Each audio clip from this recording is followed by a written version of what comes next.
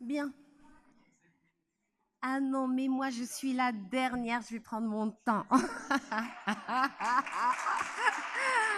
Ah mais non, j'ai résisté jusque-là, genre dernière position pour prendre tout mon temps. Rachida, En fait, le président t'accorde le temps que tu veux. Hein? Ah, merci beaucoup. En fait, je vais encore une fois remercier l'Association des pédiatres de Tanger de m'avoir invitée à cette magnifique réunion.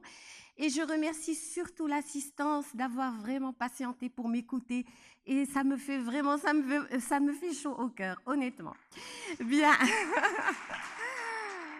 Et voilà, on va parler d'un sujet très, très pratique et très, très court. C'est-à-dire que ça, je peux répondre en 2 ou 3 diapos.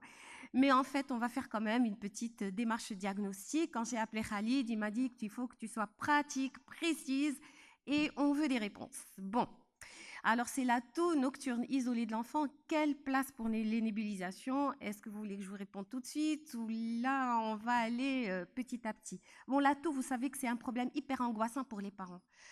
Mon enfant tousse depuis longtemps, je ne veux plus l'entendre tousser. La toux, elle me déchire le cœur. Je ne vais pas, quelle que soit sa sévérité. Hein. Il y a des parents qui vont supporter des quintes de toux horribles. Ils vont se dire, bon, ça va passer. Il y a des enfants qui ne supportent pas que leur enfant il fasse.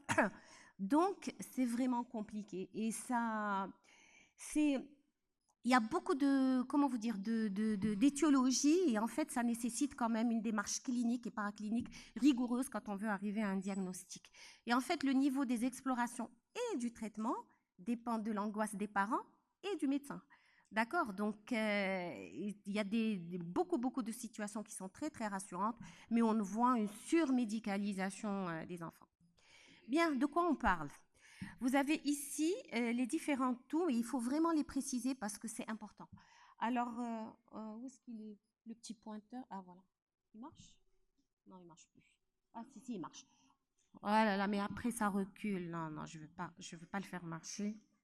Ah, c'est vraiment. Voilà. Alors, vous allez comprendre. On a en bleu la toux, ce qu'on appelle la toux aiguë persistante, quand la toux, elle dure. Elle commence après une infection virale ou là, lors d'une infection virale, elle augmente quelques jours, puis elle commence à diminuer. Et cette diminution, elle n'est pas très rapide. Et ça, il faut le comprendre pour pouvoir rassurer les parents. Ce sont les toux post-virales. Et ça peut durer 2, 3 semaines, même parfois 4 semaines. Vous avez en mauve ce qu'on appelle les toux récidivantes, c'est-à-dire qu'à l'occasion de chaque infection virale, l'enfant va tousser. Il faut quand même comprendre qu'en saison automno-hivernale, pendant la saison hivernale, l'enfant va pouvoir faire des fois jusqu'à 7, 8 épisodes par an. Donc parfois un par mois, voire 2 par mois. Donc il va commencer à tousser, la toux va diminuer, et puis juste après, hop, il va recommencer à tousser 1 semaine après ou 2 semaines après. Et parfois, quand les intervalles sont très courts, les parents ont une impression de chronicité. Ils ont l'impression que la toux, elle ne va jamais s'arrêter. Et en rouge, vous avez la véritable toux chronique qui, elle, va commencer et elle va continuer, aller en s'aggravant et dépasser les 4 semaines. Alors, chez l'enfant, une toux chronique est définie par une toux quotidienne, tous les jours, de plus de 4 semaines. Alors que vous allez voir la définition chez l'adulte, c'est plus de 8 semaines. D'accord? Mais chez l'enfant, c'est 4 semaines. Juste 2 mots sur le mécanisme de la toux. Ce que je veux que vous compreniez, que chez l'enfant, le système immunitaire est en train de se mettre en place, le massif facial n'est pas encore tout à fait mature, et les récepteurs de la toux, ils se trouvent beaucoup concentrés dans la sphère ORL. On en retrouve quelques-uns, mais en plus faible concentration dans l'arbre bronchique. Et bien sûr, les stimulations inflammatoires, allergènes, etc. vont stimuler ces récepteurs et donner de la toux. Et il faut aussi savoir que l'angle nasopharyngé est très ouvert chez l'enfant. Ce n'est pas un angle droit comme chez l'adulte.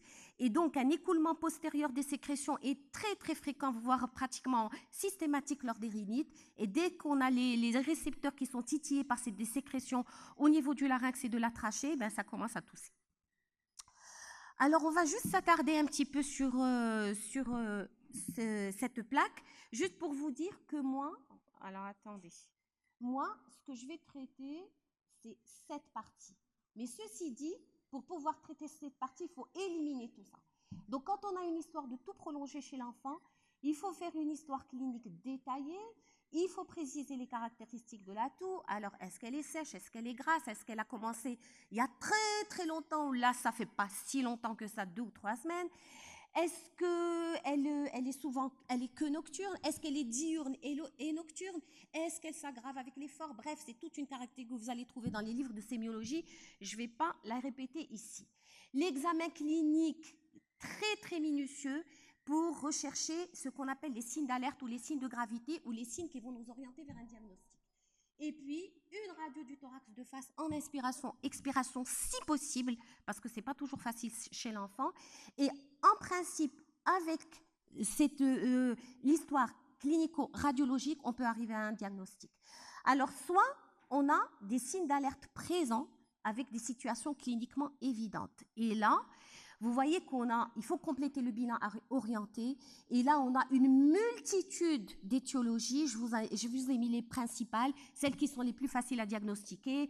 L'auscultation cardiaque pour retrouver une cardiopathie ou des signes d'insuffisance cardiaque avec un œdème pulmonaire.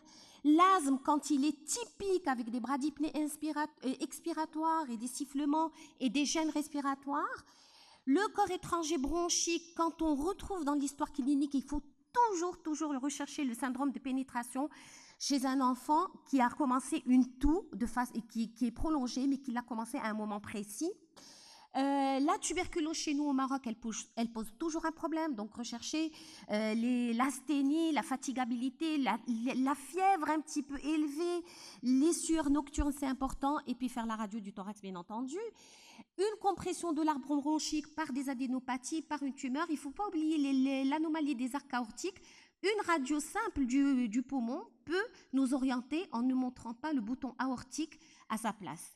La dilatation des bronches, bon, ça on en a parlé. Alors, la pathologie laryngée, je reçois beaucoup d'enfants pour asthme.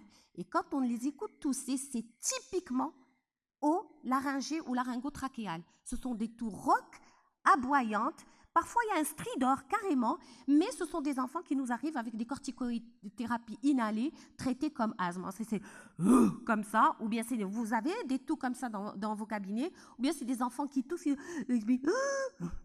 Alors, la dyspnée inspiratoire avec une toux rauque, c'est une étiologie laryngée, ou en tout cas haute trachéolaryngée.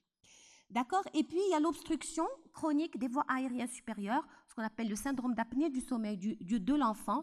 Ça, c'est une entité qui existe, mais là, dès l'entrée, à la porte d'entrée, là, quand il arrive, vous faites le diagnostic parce que c'est un enfant qui a le nez bouché, ça coule beaucoup. En général, les sécrétions, elles sont épaisses, elles sont jaunes.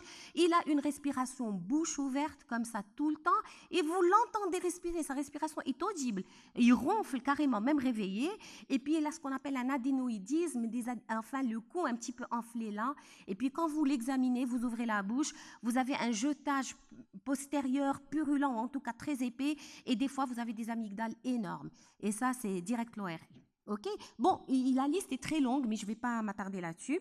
Parce que moi, ce qu'on m'a demandé de traiter, c'est la toux isolée nocturne, c'est-à-dire chez un enfant qui n'a pas de signe d'alerte ni d'orientation. Sa radio du thorax est normale. Et là, en fait, il y a deux situations. Je crois que ça, c'est ce qu'il faut vous mettre en tête, schématiser. Soit la toux est grasse, soit la toux est sèche. Et en fait, la toux sèche, c'est des fois sèche, gras, sec.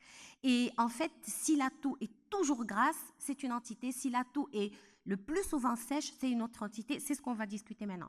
Alors, juste pour un petit cas clinique, à Ellie, 3 ans, pas d'antécédents, il va bien, il a un courbe saturo-pondérale parfaite. Il a été mis à l'école en crèche la première fois en septembre.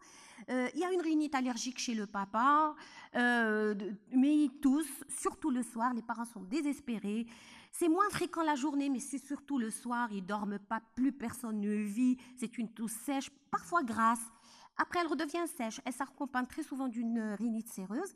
Il y a un intervalle libre entre la toux, mais ça, c'est hyper important de le demander. Parce que quand il y a un intervalle libre, ça veut dire qu'on n'est pas dans la chronicité. Ça veut dire qu'on est dans les toux récidivantes. Des fois 3 jours, des fois 7 jours, des fois que 2 jours, et puis ça recommence. OK? Alors, l'examen, quand on l'examine, l'examen clinique est tout à fait normal en dehors de la rhinite, et la radio du thorax est normale. Bien. Alors, ici, la toux, elle est sèche, elle n'est pas grasse, d'accord? Mais on va voir les situations où la toux est grasse et on va voir qu'est-ce qu'il a, ce petit enfant, après. Alors là, je passe rapidement. La toux est toujours grasse, mais quand je dis toujours grasse, c'est tous les jours que Dieu fait. C'est-à-dire, il n'y a pas d'épisode de toux sèche, grasse, etc. il y a deux situations. Il y a l'obstruction nasale chronique avec jetage postérieur. Et moi, pour moi, dans ma pratique de tous les jours, je trouve que c'est la situation la plus fréquente. Ce sont des enfants qui ont des rhinites répétées. Parfois, ce sont des rhinites virales répétées, récidivantes l'une dans l'autre. Parfois, ce sont des rhinites, de véritables rhinites allergiques. Ça peut être dû à une hypertrophie des végétations adénoïdes, parfois des grosses amygdales obstructives. Et ici, le passage par la case ORL est obligatoire. Ce sont des enfants qu'il faut savoir adresser à l'ORL pour avoir un examen ORL soigneux. Et le lavage des narines, corticothérapie nasale, antihistaminique, ça, en général, ça fait rentrer les choses dans l'ordre. Parfois, il est nécessaire de faire une adénoïdo-amygdalectomie quand vraiment les choses sont assez sévères.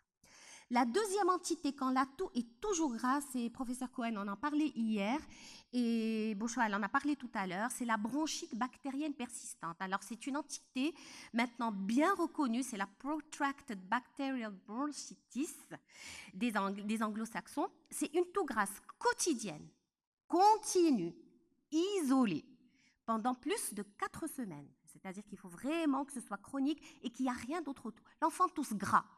Le nez ne coule pas, la radio est normale, on fait l'examen ORL, tout est normal, il tousse gras tous les jours. Et ici, le diagnostic est difficile à faire parce que quand on examine, on ne trouve pas grand-chose et la radio du thorax est souvent normale. Et ici, le diagnostic est posé par un test thérapeutique, c'est le test après une antibiothérapie prolongée de 2 à 3 semaines et en général, on utilise l'amoxicilline acide clave. Donc, quand vous avez des toux grasses, tout le temps, tous les jours, avec un examen ORL normal, pensez à la bronchite bactérienne persistante, surtout si l'enfant a fait une affection respiratoire auparavant virale, ça peut être une complication. Alors, la deuxième situation, enfin la deuxième branche, c'est la toux est sèche ou bien sèche grasse. Et quand vous posez la question aux parents, la plupart du temps, ils ne savent pas. Est-ce que la toux est sèche? Je ne sais pas, docteur, si elle est sèche. Si vous avez de la chance, l'enfant, il tousse devant vous et vous le savez là tout de suite. Après, il faut leur demander, est-ce que l'enfant, vous avez envie que votre enfant crache? Alors, les parents, ils vous disent non. En général, non, ça veut dire que la toux est sèche. Donc, il y a des petits moyens pour savoir si la toux est sèche ou grasse. Alors, première situation, la plus fréquente, ce sont les infections virales récidivantes des voies aériennes supérieures. J'en ai parlé tout à l'heure, ce sont les toux récidivantes avec un intervalle libre. Mais parfois, l'intervalle libre est tellement court que on a l'impression que ça dure tous les jours. En général, ça survient en période automno-hivernale ou lors de la mise en crèche ou à l'école ou la vie en collectivité. Il y a des fois des épisodes fébriles parfois, donc il faut savoir les rechercher. Il y a une rhinite, une rhinopharyngite en général. La toux, elle va durer 2 ou 3 semaines, mais en général, au bout de la 2e semaine, elle commence à diminuer. Il faut demander aux parents. Et il me dit, mais docteur, mon enfant, il tousse toujours. Mais je dis, mais est-ce qu'il tousse toutes les heures comme avant ou bien toutes les 4 heures? Donc, c'est différent. Ce qui fait que quand la toux commence à s'espacer et à diminuer, il faut savoir patienter et dire c'est une toux post-virale. Ici, l'abstention thérapeutique est la règle. Il faut patienter jusqu'à à peu près 4 semaines parce que l'amélioration est très, très souvent spontanée.